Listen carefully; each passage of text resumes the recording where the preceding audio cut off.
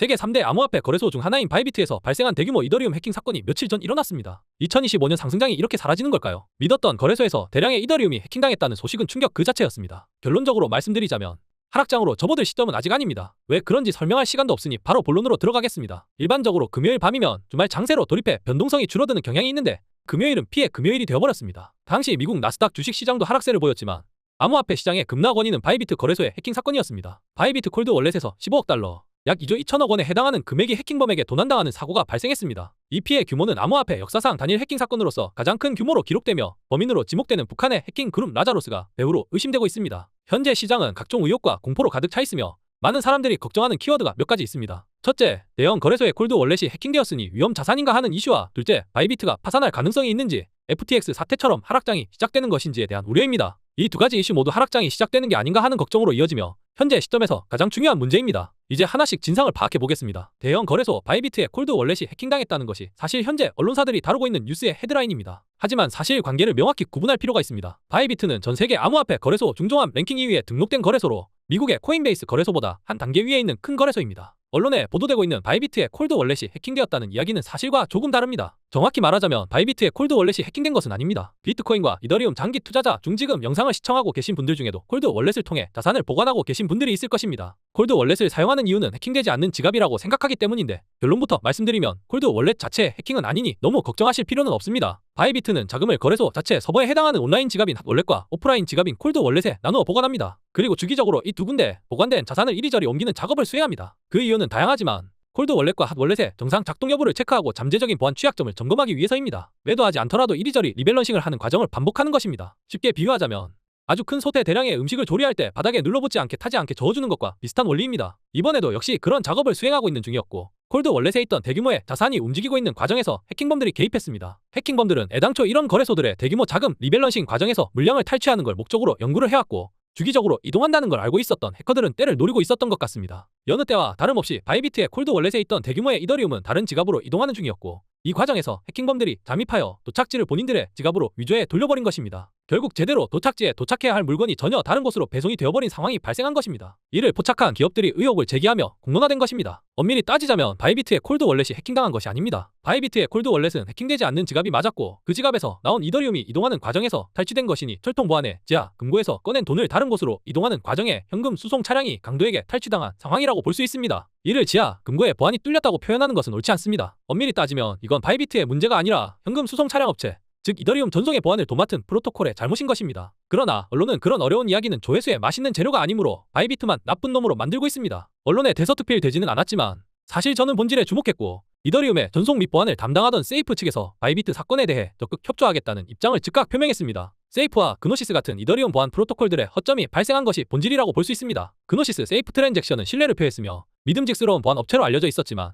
이들이 운행하는 현금 수송 차량이 나빠진 것이니 욕은 저들이 먹는 게 맞겠습니다. 바이비트도 이대로 FTX처럼 몰락의 길을 걷는 게 아닌가 하는 우려가 큽니다. 해킹 사건이 발생하더라도 개인 투자자들에게 가장 중요한 것은 결국 거래소의 안정성이죠. 과거 FTX는 글로벌 2위 거래소로서 파산하며 비트코인을 15K까지 끌어내리는 상황을 만들었습니다. 그때 트라우마가 여전히 우리에게 존재합니다. 하지만 이번 사태는 조금 다르다고 생각합니다. FTX 파산, 제네시스, 셀시우스 등 대형 암호화폐 기관들이 몰락하며 시장이 하락장으로 들어선 과거의 사례에서 교훈을 얻은 것은 오히려 거래소 운영자들이었습니다. 해킹 사건이 발생하자 바이비트 CEO 벤 조우는 즉각 피해 사실을 인정하고 라이브 방송을 켜며 고객 자산의 안전성을 강조했습니다. 그는 대규모 지급 준비금을 보유하고 있어 거래소에 존망을 단정 지을 정도로 나약하지 않다고 밝혔습니다. 또한 후오비 창립자 저스틴 썬과 바이낸스 전 CEO 장펑 자오도 나서서 바이비트 고객들의 출금 요청을 해결하는 데 도움을 주겠다고 했습니다. 이는 과거와는 다른 모습입니다. FTX 사태 당시 저스틴 썬은 빠르게 손절했던 것과 대조적입니다. 이런 일들이 발생하는 이유는 두 가지입니다. 첫째, 과거 거래소 해킹 사건들이 본질적으로 다르기 때문입니다. FTX는 지급 준비금을 자사, 토큰으로 보유하며 방만한 운영을 했습니다. 반면 이번 바이비트 사건은 이더리움 보안 프로토콜의 취약점으로 인한 피해입니다. 바이비트는 억울하게 피해를 입었고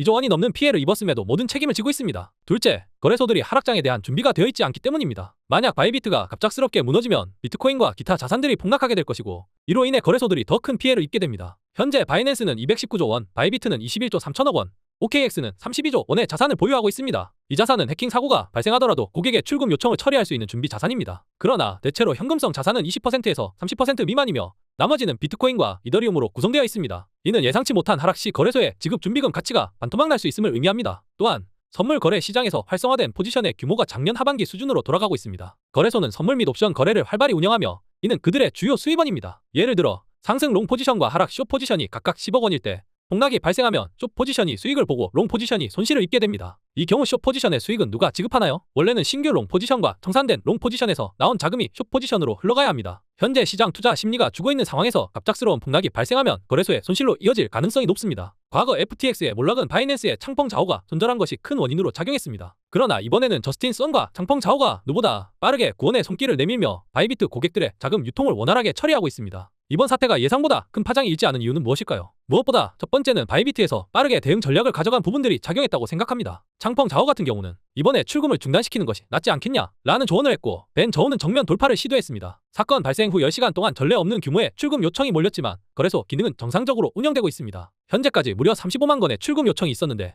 21건을 제외하고는 이미 다 완료되었습니다. 99.99% 완료했다고 하면서 시장을 안심시키는 모습이었고 실제 바이비트 이용자들에게도 실질적인 손실을 주지 않았습니다. 그 부분들이 굉장히 중요하게 작용했다고 생각합니다. 그런데 해킹된 물량들은 어디서 가져온 걸까요? 해킹된 물량들을 다시 확보한 걸까요? 사실상 그건 어렵다는 관점이 많고 많이 확보하더라도 20%에서 30% 정도를 회수할 수 있지 않을까라는 의견이 나오고 있습니다. 게다가 현재 시장에서는 이와 관련하여 여러가지 파급 효과들에 대한 언급도 이루어지고 있습니다. 우선적으로 바이비트 CEO는 이더리움을 다시 즉시 매수해서 보상하는 것보다는 파트너들을 통해 브릿지론을 제공받는 것을 선택했다고 하면서 사건이 일어난 후 빠르게 탈취당한 이더리움의 80%를 확보하는 데 성공했습니다. 그러면서 뱅크런이 나타나고 있지만 우리는 충분한 자금이 있다고 강조하고 있습니다. 그럼 이번 해킹 이슈가 한겨울밤의 꿈으로 넘어간다면 늘 그랬듯 해킹 이슈의 해소는 반등 장의 방아쇠가 되었으니 강력한 반등이 나올 것을 기대해 볼 수 있겠습니다. 단 지난 영상에서 제가 거듭 강조드린 세력들이 매수 포지션을 모으고 있으며 과격하게 위아래 변동성을 주며 개미 털기를 이어갈 가능성이 있다고 말씀드렸죠. 이번 이슈도 말씀드린 개미 털기의 일환일 수 있습니다. 해킹 이슈는 세력들이 공포감을 조성하기에 더할 나위 없이 좋은 주제입니다. 추가 하락의 가능성도 충분히 열어두시고 몰빵은 언제나 위험하다는 것을 꼭 기억해 주시기 바랍니다. 정리해보면 바이비트 콜드 월렛 해킹 사고라고 하지만 사실 콜드 월렛이 털린 것이 아니라 운송 중에 탈취된 것이니 이더리움 보안 이슈로 보는 게 맞고